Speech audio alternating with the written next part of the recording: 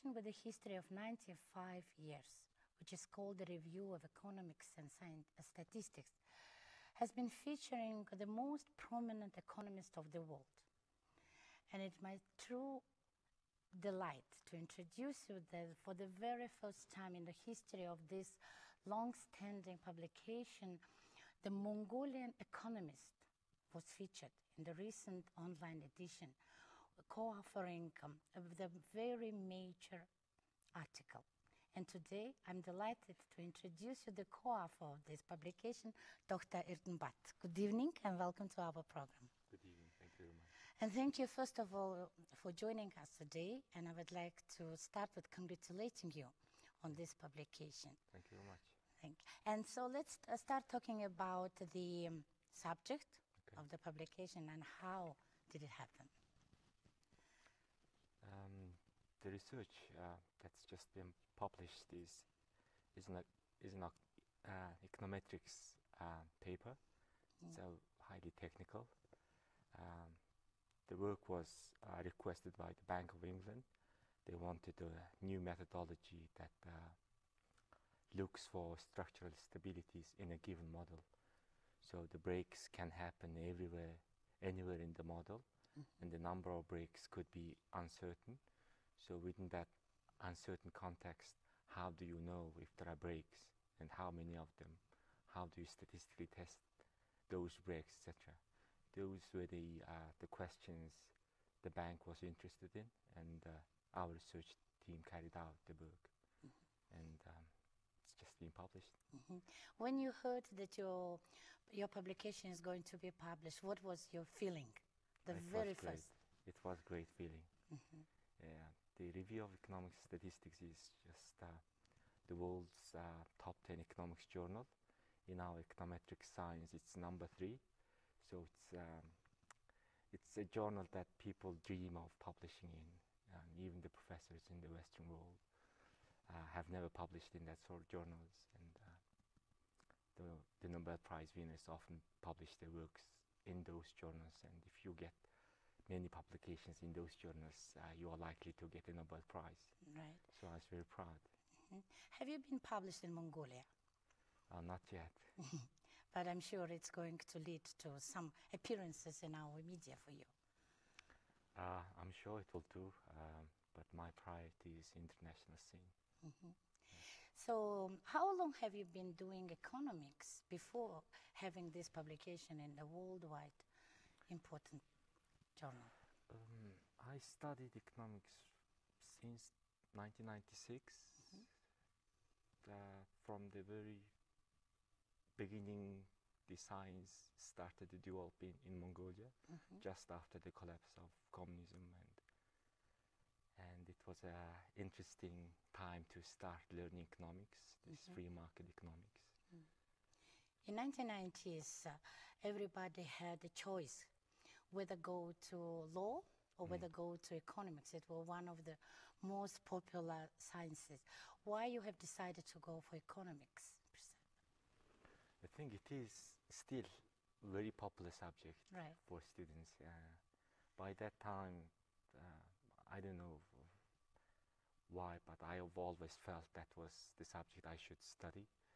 And the maths that was required to study the subject was the easiest subject for me. And they also needed the Russian language exams, and I was quite good at that, the language, so I just thought that was the one I should go for.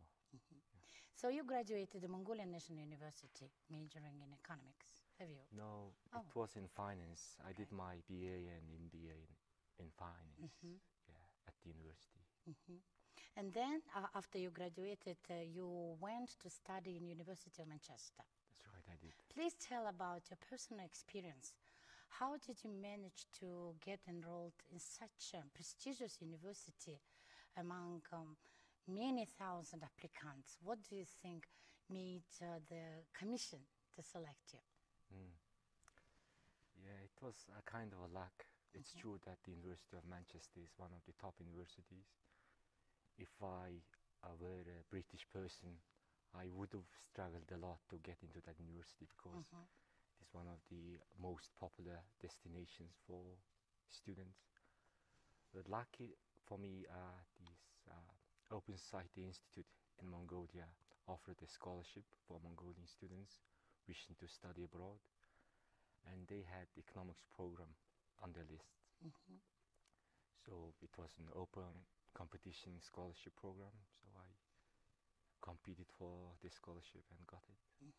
I'm sure our young viewers looking at you and thinking, he must be so lucky to get to this important university. But on the other hand, would you agree that it was difficult to get into that university? Was it your first attempt that you applied and you got it? No, it was the result of many years of work. I started applying for scholarships since I was in year 2 at my university, and I think I almost failed for three years. My English wasn't good enough, so I had to improve it to pass the exams. So it wasn't my first attempt, for sure. And why England? Why University of Manchester? I had two choices. There were not many. The scholarships were not very common thing in those days. In 2000, I think only the Soros Foundation and these embassies of Japan, and I think the US embassy also offered scholarships. I applied to the Soros Foundation and Japanese embassy scholarships. And Japanese embassy scholarship was non-degree program, although it was for 2 years. Manchester University was 1 year, but it has a MSc degree attached to it. So I had the choices always. Great. And tell us about the University of Manchester. How many Mongolians have graduated this university so far? I don't know the exact number, to be honest. Maybe 50, maybe 50 Mongolian students enrolled in that particular scholarship in economics.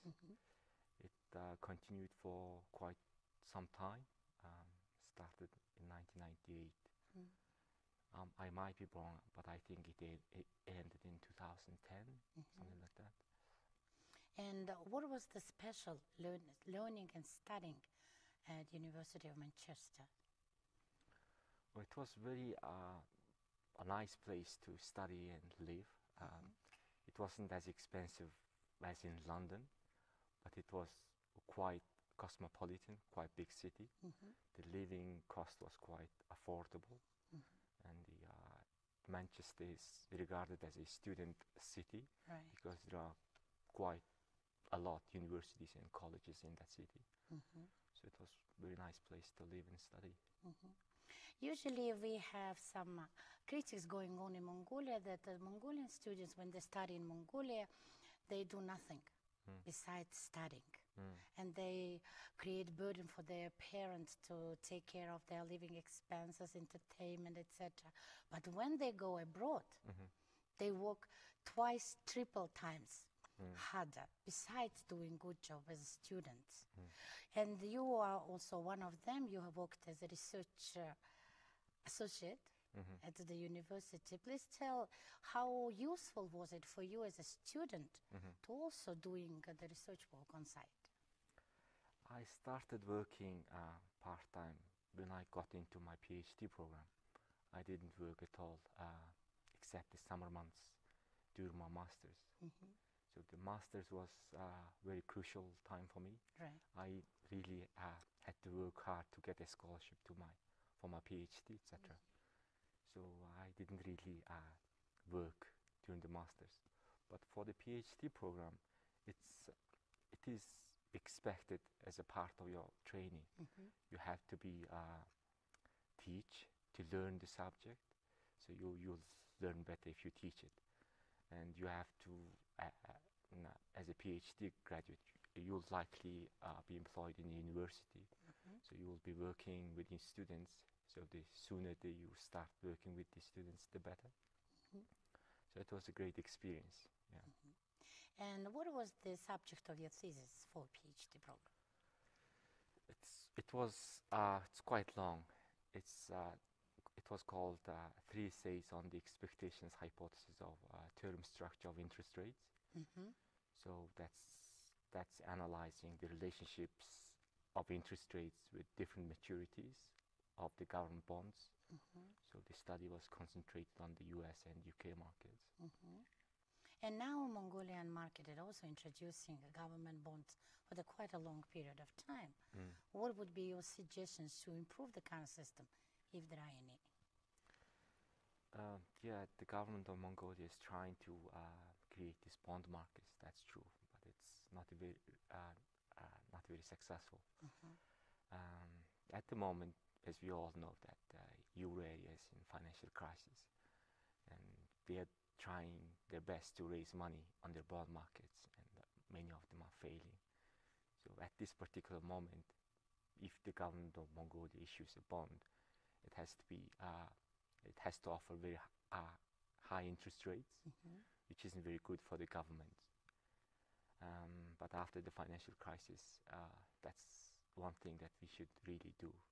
Without these bond markets, a lot of financial instruments are not being developed at all. So financial deepening will not go further without this bond market. And I've been surfing through your blog, and let me tell you that I found it very interesting and very educational in a way that I'm not economist, so I want to get information in a more way that it would be easy for me to understand. It was very referable to see what kind of subjects you are raising. And among them, I couldn't stop but read through your abstract about the mineral course, resource course in Mongolia. So if you could share with our viewers, what is your opinion in this regard, and what we should do to make sure that we avoid it without even facing it. Yeah, the resource curse is one of the things that's attracting economy's attentions nowadays. And the countries with a lot of natural endowments are not really developing or not really improving the livelihoods of their people. So that this phenomenon is called natural resource curse. So this thesis says you are better off if you didn't have a lot of natural resources. So when you have a lot of natural resources, you have something that can be lootable, and a lot of special interests will try to get possession of it. And if the parties involved are very strong, the economy will be destroyed as a result of the competition. And a lot of talent and resources and time will be devoted not to building and improving the economy, but to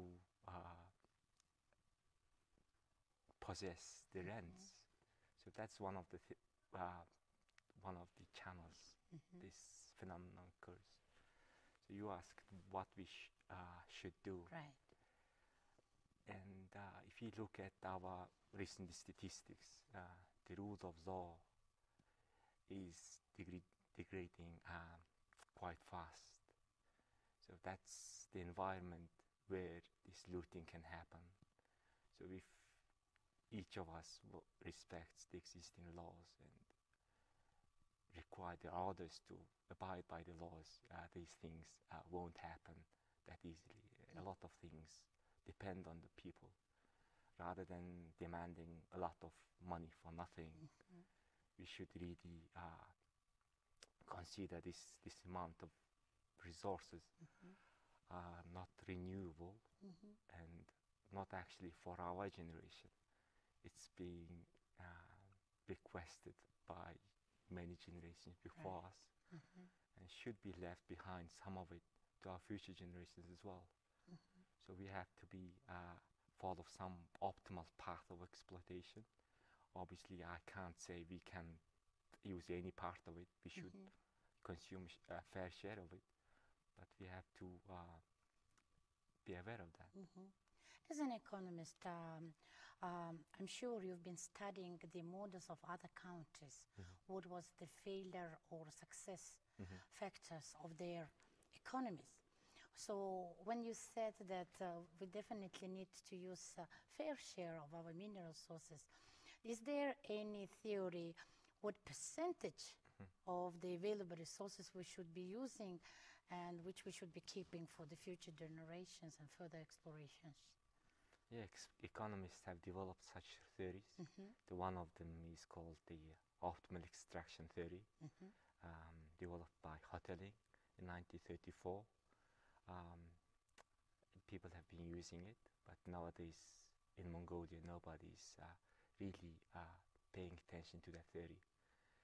So the natural resources are non-renewable by definition. The theory says that if it's kept underground, the price of it will increase at the same rate as you invest the money in a government bond. So sometimes it's better off to leave it underground.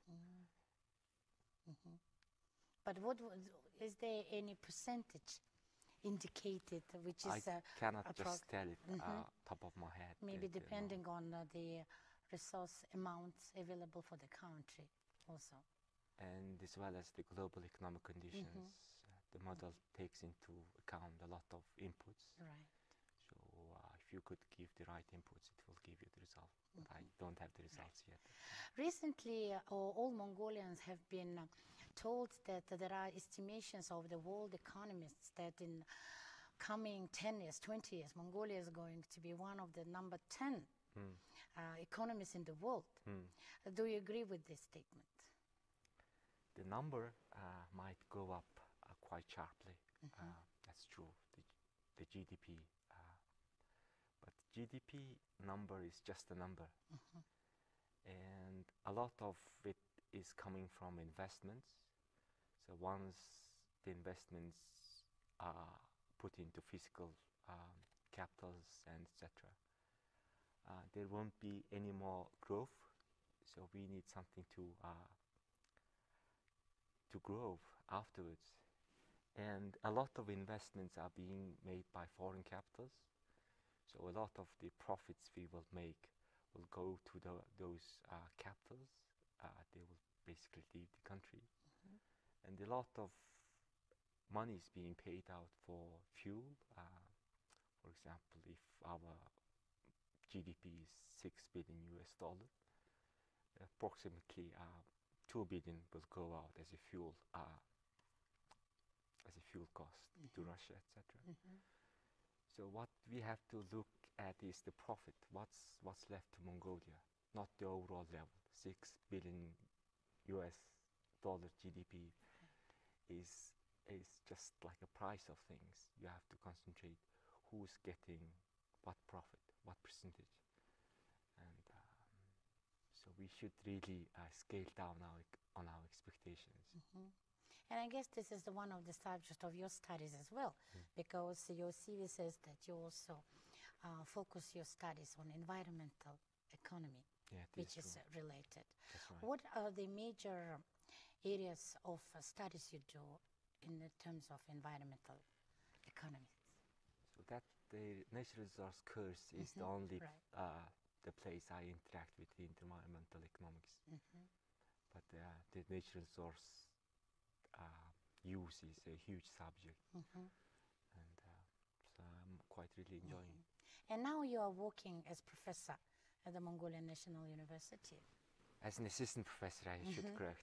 I've recently been demoted.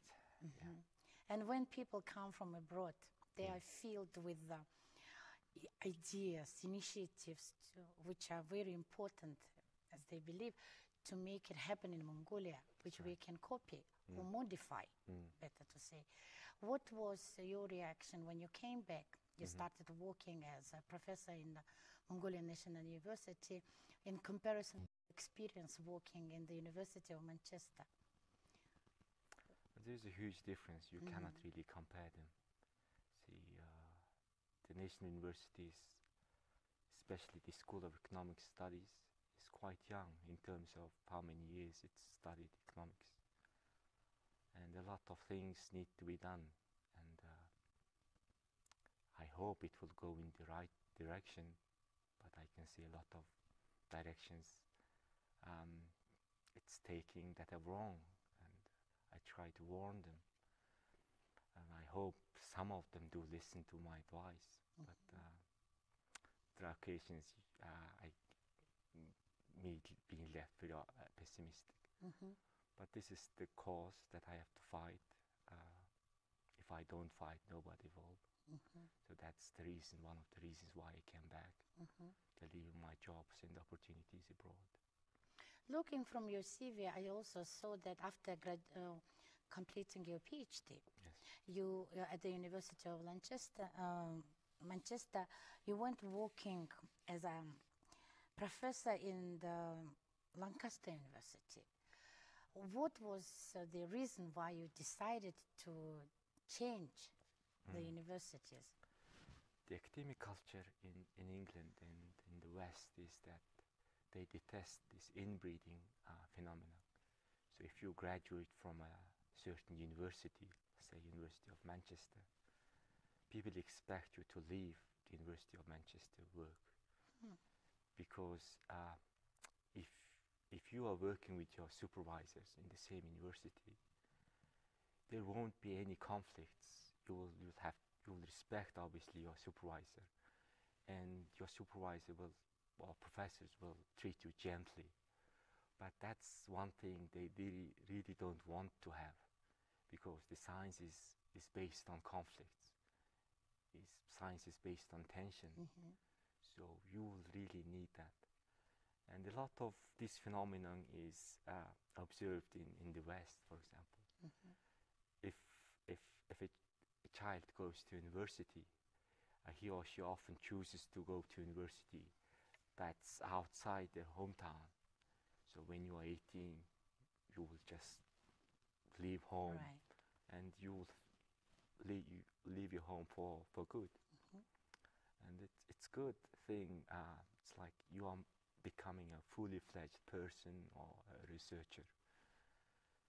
And maybe sometimes it's quite,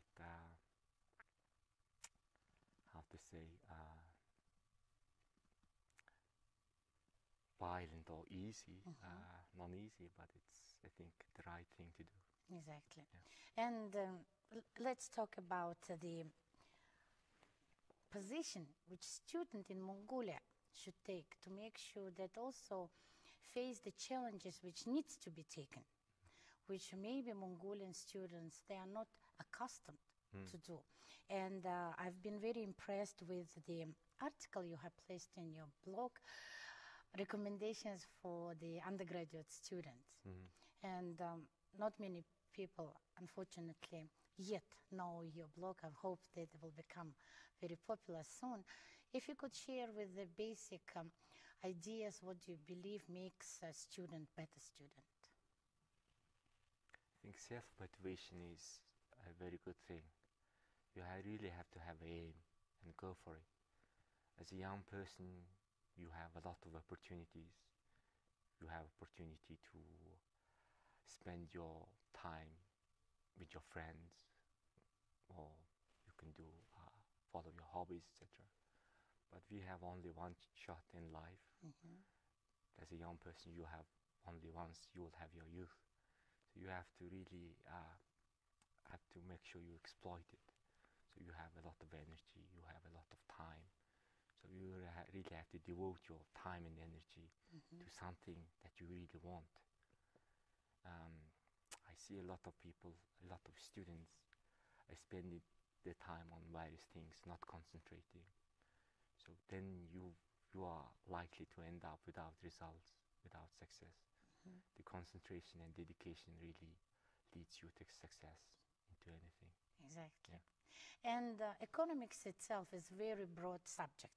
It's a very broad science, and many students, they undertake the studies in economics hoping that one day they will become as prominent economists as you, or they will be making contribution to developing economy of our country. What would be your advice for the students, particularly majoring in economics? What they should take into account? What would be important starting from now on? What areas of economics would be significant to learn, applicable, as we say? People often misunderstand what the economics is. So the School of Economic Studies, we are talking about the economics program has the least students. They have very popular programs in accounting and banking, etc. But economics is regarded as tough, and consequently there are fewer students. But for those students studying economics, this behavioral economics is going to be quite trendy, and this quantitative economics has always been very popular. And once you've learned the subject, your marketability is very broad. You can apply it to anything, basically. So that's the two areas I would recommend. Okay. Thank you very much for the very interesting conversation. It was my pleasure. Once again, congratulations on being published in this important review of economics and statistics. Thank you very much. And wishing you all the best. Thank you. Dear ladies and gentlemen, today our guest was Dr. Irtunbat, Associate Professor of the School of Economics of Mongolian National University, who has been proudly featured in the worldwide famous journal, Review of Economics and Statistics. Please find this online edition, and I hope it will give you more information. I would like to thank you for your time and hope to see you next week.